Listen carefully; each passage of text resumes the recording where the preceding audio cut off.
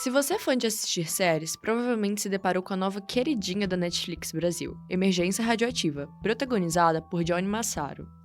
Mas afinal, você já se perguntou o que é radiação e por que o acidente com o Césio-137 abordado pela série é tão grave? Eu sou Alicia Dias. Eu sou João Zogobi e você está ouvindo o podcast Entre Fatos e Boatos, o podcast científico da Jornalismo Júnior.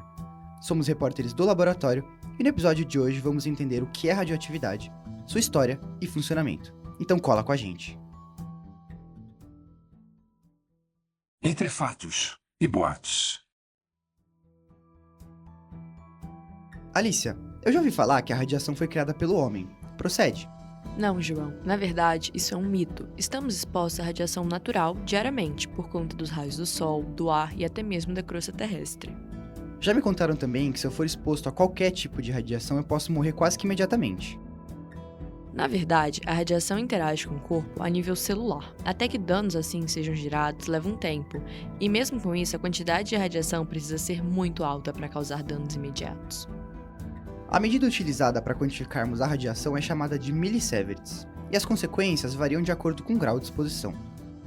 Quando falamos de exposições que variam entre 50 a 100 millisieverts, podemos identificar, por exemplo, mudanças na composição do sangue. Entre 500 e 700, náusea e vômitos. Quando falamos de 20.000 millisieverts, pode-se perceber danos no sistema nervoso central, perda de consciência em questão de minutos e morte no prazo de horas ou dias.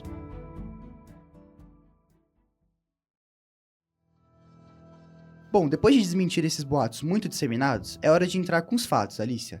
Afinal, o que é radiação, como ela foi descoberta e por que ela pode ser tão perigosa? A radiação começa a ser estudada no fim do século XIX, quando o físico alemão Wilhelm Conrad descobriu os raios-x, revolucionando a medicina ao permitir enxergar o interior do corpo humano sem cirurgia. Logo depois, em 1896, Henrique Becquerel identificou a radioatividade natural, ao estudar sais de urânio. O tema ganhou ainda mais força e notoriedade com o trabalho do casal Marie e Pierre Curie, que descobriu elementos como o polônio e o rádio. Esses avanços abriram caminho para aplicações na medicina, na indústria e também na produção de energia, fato esse que viria a ser totalmente revolucionário no século seguinte. No século XX, a tecnologia atômico-radioativa tomou rumos obscuros. Foi utilizada para desenvolver a bomba atômica, usada nos ataques de Hiroshima e Nagasaki, mostrando um potencial devastador jamais visto na história. Com o avanço da tecnologia nuclear para fins civis e medicinais, aconteceram também grandes acidentes como o desastre de Chernobyl em 1986 e o famoso caso do Césio-137 em Goiânia, apenas um ano depois do seu antecessor soviético, ou seja, em 1987, sendo considerado o acidente radiológico mais grave que já ocorreu fora de uma usina nuclear. Mais recentemente, o acidente nuclear de Fukushima em 2011, após um terremoto no Japão, reforçou os riscos associados à tecnologia radioativa. Para explicar o funcionamento da radiação e suas implicações, convidamos a doutora Elizabeth Matheus Yoshimura, professora titular do Instituto de Física da Universidade de São Paulo. Eu acho que começar com o mais básico, assim, o que é a radiação? Radiação é uma palavra muito ampla. Eu acho que você está querendo falar sobre radiação ionizante, né? Porque radiação, luz é radiação, tem várias faixas de frequência diferentes. As ondas de rádio são radiação. O que está, assim, em voga, porque tem riscos e está associado, eventualmente, a danos biológicos, é a radiação que a gente chama de radiação ionizante, que é a parte de radiação de espectro de energia mais alta. Mas, trocando em miúdos, a radiação é uma energia que está em movimento. Ela é irradiada a partir de uma fonte e chega em outro lugar. Então, um exemplo bom é pensar, ainda se fala em ondas de rádio, né? Que você tem as ondas saindo da antena e chegando no aparelho, ou as ondas de micro-ondas que são usadas para transmitir as mensagens de celular. Tem a antena, transmite, o seu celular recebe e também emite. Tudo isso é radiação. A partir de qual momento essa radiação ionizante que a senhora falou, ela pode ser nociva para o corpo humano e apresentar algum tipo de efeito sobre o corpo humano? É um pouco difícil de falar a partir do quê, porque são É uma história um pouco ampla o conhecimento que a gente tem sobre os efeitos biológicos dessa radiação, né? Em princípio, qualquer quantidade poderia matar uma célula ou danificar o núcleo da célula de maneira que ele, no seu DNA, tenha uma mutação que possa ser nociva para o corpo onde aquela célula está. Então, se a gente falar no mínimo, é muito difícil de falar o que não causa dano nenhum. A gente recebe notícias ainda do Big Bang nessa radiação, né? Então, a Terra é bombardeada principalmente por prótons de altíssima energia e por neutrinos, que são radiação ionizante e atingem a Terra. Então, não existe lugar sem radiação, por isso é difícil dizer a partir de quanto. Então, o que se faz é regular o uso artificial das radiações, no sentido que eu vou, por exemplo, fazer uma radiografia, eu uso radiação ionizante para tirar um raio-x de tórax, e para isso eu tenho que usar radiação. Eu não consigo penetrar no corpo sem os raios-x. Eles vão causar um benefício que suplanta em muito qualquer risco que exista. Então, o que se regula é, vamos usar o mínimo possível que dê uma imagem que o médico possa interpretar. Vamos usar radiação na indústria, muito usado em várias aplicações, mas sempre com a proteção adequada para que ninguém se exponha além de níveis que são, então, regulados por agências como a Comissão Nacional de Energia Nuclear, a Anvisa, regulam essas quantidades para cada situação. Falando sobre essa contenção, assim, sempre quando, por exemplo, eu vou fazer um raio-x da face, por exemplo, eles colocam uma espécie de colete, uma chapa, e até mesmo na série, eu não sei se você chegou a assistir, eles falam muito sobre o chumbo, né, que estava numa cápsula de chumbo, Césio-137. Eu queria saber qual que é o papel do chumbo para essa contenção e se tem outras formas, outros materiais que funcionam como uma barreira para a radiação. Deixa eu só fazer uma correção no que você falou de material radioativo. Quando você tira uma radiografia, não tem nenhum material radioativo envolvido. É um equipamento que gera raio-x numa bolinha parecida com que... começa com algo parecido com o que tem no micro-ondas nosso de casa, só que a outra faixa de energia acelera os elétrons e eles produzem uma radiação que é emitida sem partícula nenhuma, não tem átomo radioativo nenhum, que não é o caso do Césio-137. Mas voltando ao uso de proteções, para a gente se proteger da radiação, ou a gente se afasta, ou fica pouco tempo, ou usa blindagens. O chumbo é comercialmente talvez a forma mais barata de evitar que pessoas sejam irradiadas, sejam por material radioativo, seja por fonte de raio-x, porque ele tem número atômico alto, tem densidade alta, o que faz com que ele interaja bastante com a radiação. Então, em vez aquela radiação que ia chegar em mim, eu coloco como se fosse um anteparo aqui que interage com ela, chega menos do lado de cá.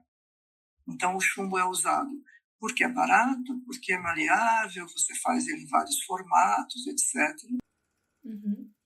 Podia ser outra coisa. Às vezes usa água, usa concreto, se usa tungstênio.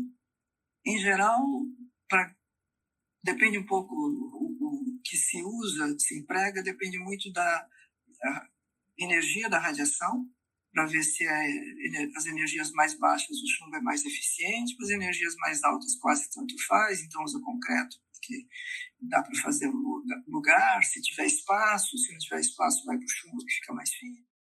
Existe uma possibilidade da gente pensar num futuro completamente ausente de energia nuclear, né? Ou, a partir do momento que ela foi descoberta, vou colocar entre aspas, ela chegou de forma definitiva no nosso uso energético e ela tende a se propagar enquanto central no processo de produção de energia no futuro. É uma pergunta bem difícil. Não sou nada futuróloga, né? Eu não vou dizer que eu sou contra a energia nuclear, o uso da energia nuclear para a geração de energia, porque há países que, sem energia nuclear, teriam muita dificuldade de fornecer energia para a população como um todo, tanto para aquecimento quanto para fornecimento de energia. Mas há um passivo que são os resíduos radioativos. Até hoje não está resolvido como se dispõe, então a gente está deixando para gerações futuras decidirem algo.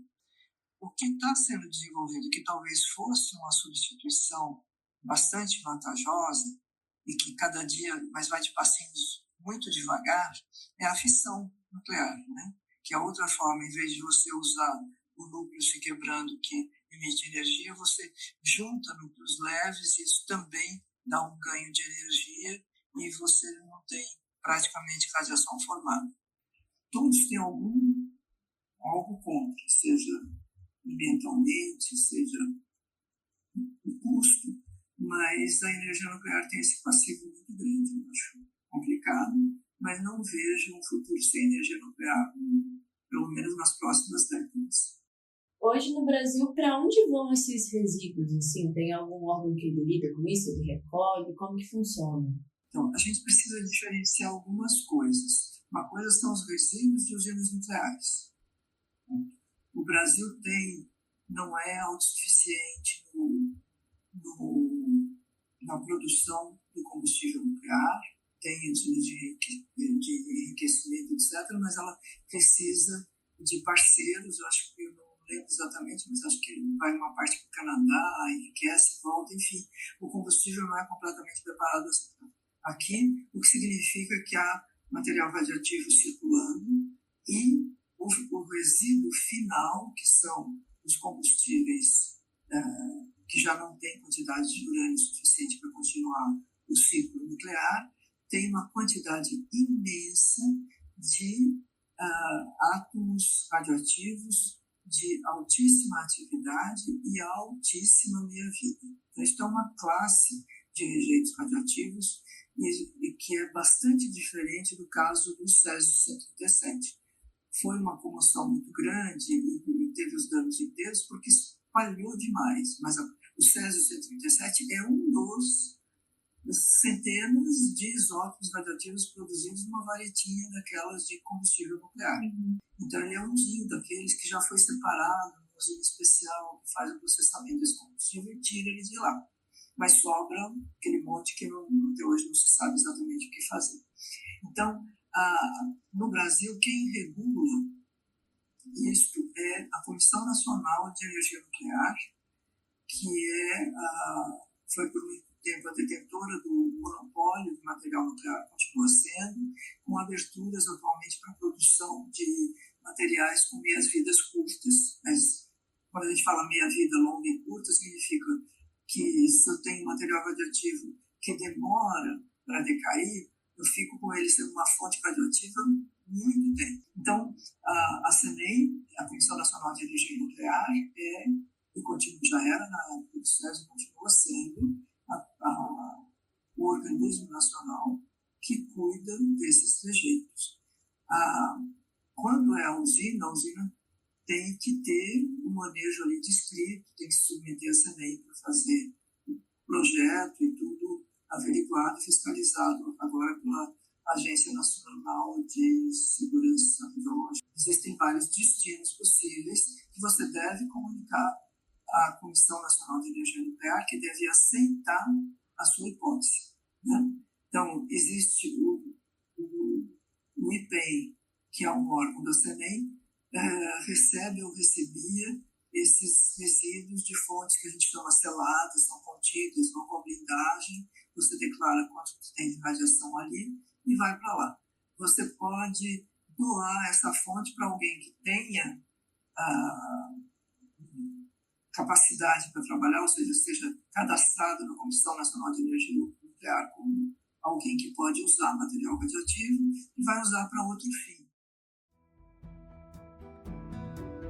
Esse foi o episódio 10 do Entre Fatos e Boatos, podcast do Núcleo do Laboratório da Jornalismo Júnior. A apuração e o roteiro desse episódio foram feitos por mim, João Zogobi, e pela Alicia Dias, com assistência das diretoras do laboratório Catarina Martins e Débora Van Putten. A edição foi feita por Sara da Franca, a direção é de Eduardo Granado.